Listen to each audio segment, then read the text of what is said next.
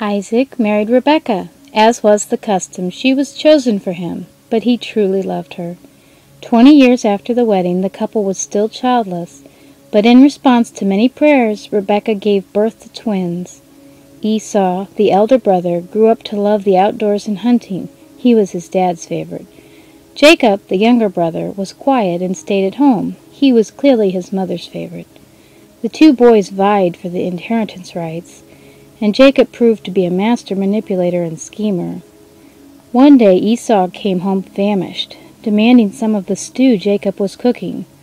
Seeing an opportunity, Jacob sold a meal to his brother in exchange for Esau's birthright, the double share of inheritance due to Esau because he was the older brother.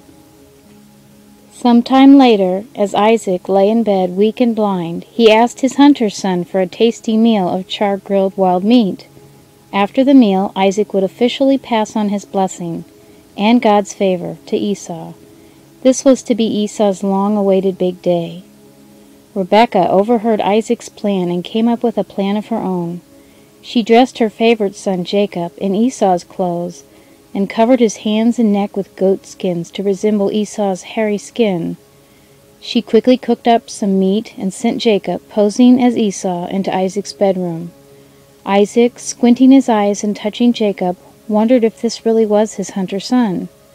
Twice deceitful Jacob lied to his aged dad. Isaac ate. After kissing his son and smelling his scent, Isaac was convinced he was talking to Esau. Then Isaac gave the blessing, also confirming the double share of the material inheritance to Jacob, irrevocably and completely. Soon after, Esau arrived with his own platter of grilled meat, only to discover that Mom and brother had robbed him of his entire future. Angry to the point of fury, he planned to kill Jacob. Rebekah intervened once more and sent Jacob to live with relatives until Esau's anger abated. Forced vacations may sometimes result in pleasant surprises. In this case, Jacob fell in love with his boss's and uncle's daughter, Rachel, and worked for her family until she could become his wife. As part of the deal to marry Rachel, Jacob first had to marry her older sister Leah.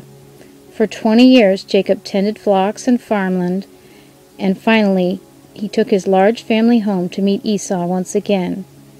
But Jacob was careful to approach Esau with respect and humility. The wounds between them were deep and long, and he wasn't sure if Esau was friend or foe.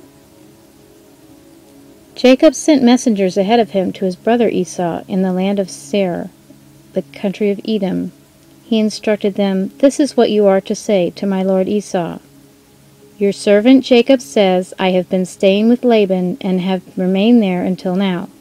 I have cattle and donkeys, sheep and goats, male and female servants. Now I am sending this message to my lord that I may find favor in your eyes." When the messengers returned to Jacob, they said, "We went to your brother Esau, and now he is coming to meet you, and 400 men are with him." In great fear and distress, Jacob divided the people who were with him into 2 groups, and the flocks and herds and camels as well. He thought, if Esau comes and attacks one group, the group that is left may escape. Then Jacob prayed, "O God of my father Abraham, God of my father Isaac, Lord, you who said to me, 'Go back to your country and your relatives, and I will make you prosper.' I am unworthy of all the kindness and faithfulness you have shown your servant. I had only my staff when I crossed this Jordan, but now I have become 2 camps. Save me, I pray, from the hand of my brother Esau, for I am afraid he will come and attack me, and also the mothers with their children. But you have said, 'I will surely make you prosper, and will make your descendants like the sand of the sea, which cannot be counted.'"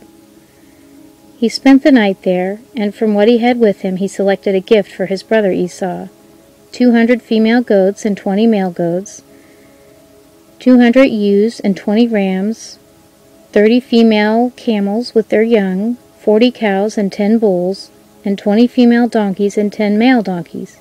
He put them in the care of his servants, each herd by itself, and said to his servants, "Go ahead of me, and keep some space between the herds." He instructed the one in the lead, "When my brother Esau meets you and asks, 'Who do you belong to, and where are you going, and who owns all these animals in front of you?' then you are to say, 'They belong to your servant Jacob, They are gifts sent to my lord Esau, and he is coming behind us." He also instructed the second, the third, and all the others who followed the herds. "You are to say the same thing to Esau when you meet him, and be sure to say, 'Your servant Jacob is coming behind us.'" For he thought, "I will pacify him with these gifts I am sending on ahead. Later, when I see him, perhaps he will receive me." So Jacob's gifts went on ahead of him, but he himself spent the night in the camp.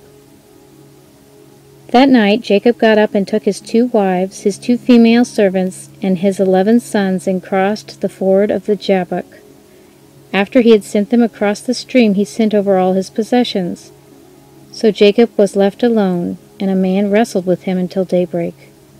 When the man saw that he could not overpower him, he touched the socket of Jacob's hip, so that his hip was wrenched as he wrestled with the man. Then the man said, "Let me go, for it is daybreak." But Jacob replied, "I will not let you go unless you bless me." The man asked him, "What is your name?" "Jacob," he answered. Then the man said, "Your name will no longer be Jacob, but Israel, because you have struggled with God and with humans and have overcome." Jacob said, "Please tell me your name."